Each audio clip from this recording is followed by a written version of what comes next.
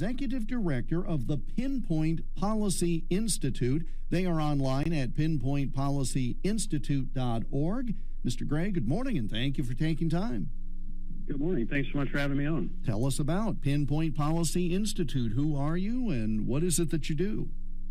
Sure, and thanks so much for the opportunity. So we're a nonprofit policy research organization, and our goal is to promote and defend sound economic policies. The way we view it is the United States has a great story to tell. We are the largest economy in the world, and despite that, we deliver the highest standard of living to its citizens compared to other major economies. Frankly, I think the U.S. has a great story to tell. We have a great recipe for success. Of course, we've got our own challenges, but my goal is to essentially protect the recipe for economic prosperity, and essentially, let's not mess it up.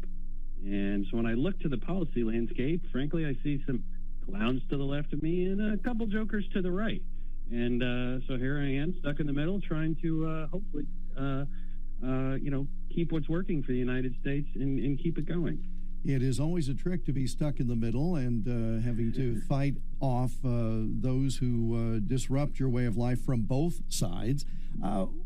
Talk, if you will, about what your new organization, Pinpoint Policy Institute, what gap is it filling? I mean, you've been affiliated with various groups in the past, so what's the niche that makes what it is that you're going to be doing different from others? Well, I think in some ways I'd like to think that, there are like-minded researchers and organizations, and I'm delighted to be part of that conversation as an additional voice. But part of the issue is that sometimes the loudest voices in the room get the most attention. And so, on the left, there's, I think, some excesses that we're seeing, becoming enamored increasingly with using the regulatory state to achieve progressive policies. I'm seeing that also somewhat on the right. There's this sort of discovery of executive and regulatory authority, and the story there is that the thinking is, well, as long as we're running the show, then everything will be fine. And the problem is that that's just not how government works. Government is jealous. Every time you give government power, it never gives it back. And I'm just concerned about the expansion of government in the economy. And I think, there are some people who share that view, but that's really what we're focusing on. Gordon Gray is Executive Director of the Pinpoint Policy Institute. They are online at pinpointpolicyinstitute.org. Mr. Gray, kind enough to join us live on News Talk 1540 KXEL. Let's talk about some specifics. There are a number of reports that are released here and there by the federal government. We focus a lot on the Consumer Price Index and the Producer Price Index because, again, they tell very different things. I'm always interested in the Producer Price Index because that's the harbinger of what's going to come. In other words, if it costs producers more to make goods, we're going to pay more later. Talk about the PCE, the Personal Consumption Expenditures metric. What is it, and what is it showing us? Great. Thanks so much for asking. And it's important that we look at that data set because, frankly, that's the data set that the Federal Reserve focuses on the most. And so right now the Federal Reserve has ratcheted up its monetary policy to as restrictive as it's been in decades. And, that's what's making mortgages more expensive, car payments more expensive. We're seeing it ripple through the economy. And so we should pay attention to what they're looking at. And they're looking at, as you said, the PCE index. And that's a slightly different approach to measuring prices than I think the one that we're most used to seeing, the CPI. Now, the CPI is actually really the CPIU, which means it looks at urban consumers. And that's one key distinction between the Consumer Price Index and the PCE. The PCE looks at a much broader sample size. It samples a number of goods and scenarios that aren't captured by the CPI. It also weights the price of those goods somewhat differently than the CPI does. So there's some technical differences between these two metrics, but for the Fed's purposes, they really like to look at that PCE. All right, so what data do we have now? How does it compare to the past, and what does that mean as we move forward? I'm asking you to literally read the tea leaves, I guess. Not at all.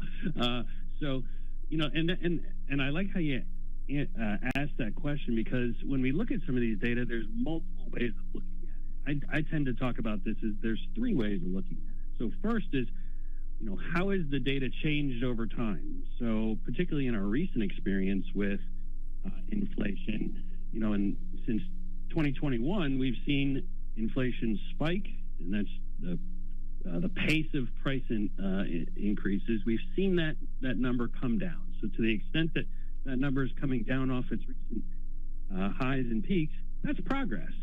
The second way we can look at it is relative to expectations. So in a given month, we look at a lot of the inputs, a lot of the indicators to get a sense of where this number ought to be.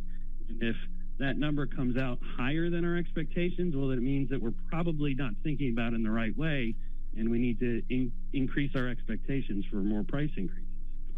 And then the last way we can look at it is just in absolute terms. So right now, with inflation running, fairly close to 3%, that's about 50% higher than what the Federal Reserve would have. And so for us who are seeing these prices at the gas station, the grocery store, that's just pain. And particularly since the beginning of this year, and frankly, since the beginning of the Biden administration, price increases have outpaced wage growth. And so that means that we're working harder, but not really ending up better off. A lot of folks in the current administration point to current numbers and say, well, we're getting inflation down below 3%. It was at 9%. We're doing really good. Well, that's a bit spurious in a couple of ways, because first you have to ask, well, how did you get it to 9 from 1.6? Yep. But second, it's not like we've had deflation. We're still living with that, having raised prices to where they are, and now it's still going up by about 3% a month. And I state that background because there's a disconnect, because the average citizen says, man, I am hurting. And yet you've got Washington saying, well, our numbers look good.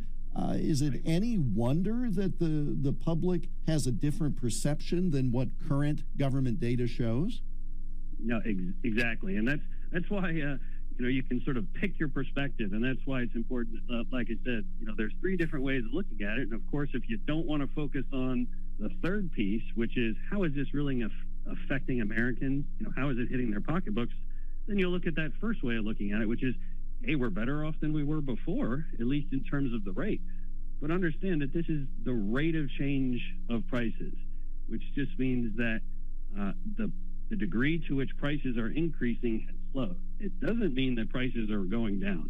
In fact, that's quite rare to see the overall price level decline. You might see some declines in certain areas and certain sectors, but in general, the overall price level is almost certainly not coming down.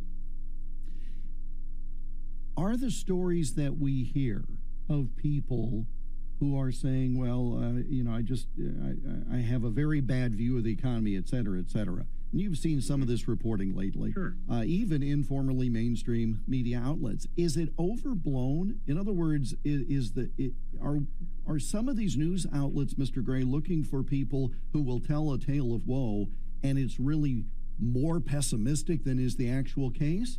I tend to think that things are really bad and people are suffering, but I don't want to have my views cloud the whole thing.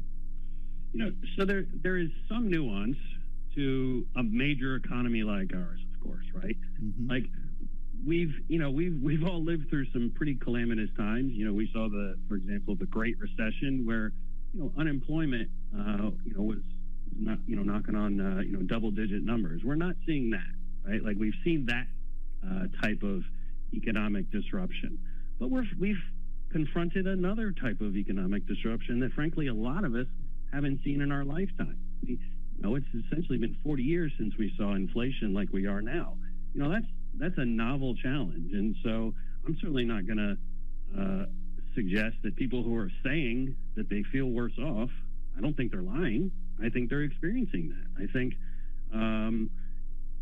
over time, I think people have, in many instances, have seen essentially the value of their paycheck decline. And that's a real challenge. If you're in the Biden administration, there are data you can point to that are good. Low unemployment rate, things like that, strong job creation. But if people are working and they're not ending up better off, that's a tough hill to climb if you're trying to make the case that the economy is working for you. Gordon Gray is Executive Director of the Pinpoint Policy Institute. They've been around, 2 months now. And they are online at pinpointpolicyinstitute.org. So it's been a couple of months. What's been the reaction to the world at large, to the fact that you now have this spot in the universe?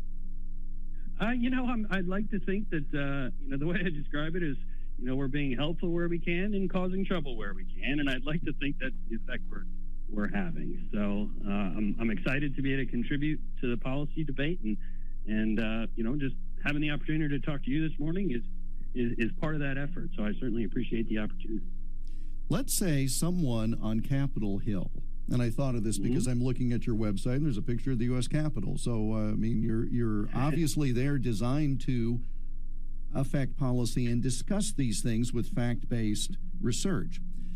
If someone from Capitol Hill were to call and say, what's the best thing we could do to help our economy or help our system long-term, not quick fix before an election, 5 months before an election, but long-term, what's the first best thing that could be done, understanding that these are all interconnected? Sure. So my own view is, again, kind of consistent with our mission, is first, do no harm. And there's a lot of bad policy that we're seeing floating around here, a lot of policies that, frankly, restrict supply in the United States. So that's the supply of capital, which informs innovation. So what I would say is we need to get a handle on our budget. And I think just the way you described it as being a longer-term challenge, the more time you have to grapple with these challenges, the more gradual those changes can be. And that can facilitate, Congress is going to grapple with having to deal with the expiring tax policies that we have on the books. We need a second tax reform effort. And as part of that, we need to look at what we can do to keep the United States economy competitive. And in a global economy, we need to make sure that the U.S. remains a desirable place to invest. And so in the context of that global economy, I would also push back on the tendency right now to want to impose tariffs and trade barriers.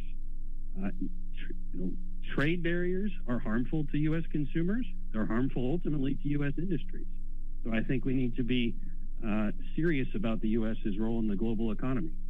And on the other side of that is, I would say we need to pull back from some of the regulatory adventures that the federal government is engaging in. I think that the executive agencies have too many powers and are, frankly, exceeding their authority. Under the Biden administration, the cost of red tape and regulations is well over $1 trillion. That's a massive tax increase on American businesses and consumers. We need to rein that in. Excellent thoughts, Mr. Gray. Thanks so much for sharing the time today. The Pinpoint Policy Institute is online, pinpointpolicyinstitute.org. I guess I should ask, where'd you come up with the name? Honestly, we were just in a room kind of kicking around ideas, and we want to speak to the idea that we're going to be, delving into the data, somewhat like we did today, and hopefully identifying evidence-based policy reforms and solutions that really work. That's essentially the inspiration for that. I chuckled because we had an author on in the last hour, and I said, how'd you come up with the title of the book? And it was an entertaining story as well, but it was sort of like it just happened, and that's what you're describing as well. Gordon Gray, Pinpoint Policy Institute, pinpointpolicyinstitute.org. Thanks for the time today. Hope we talk again. Thanks so much for having me on. Gordon Gray, pinpointpolicyinstitute.org, and he joined us live on the Newsline on News Talk 1540.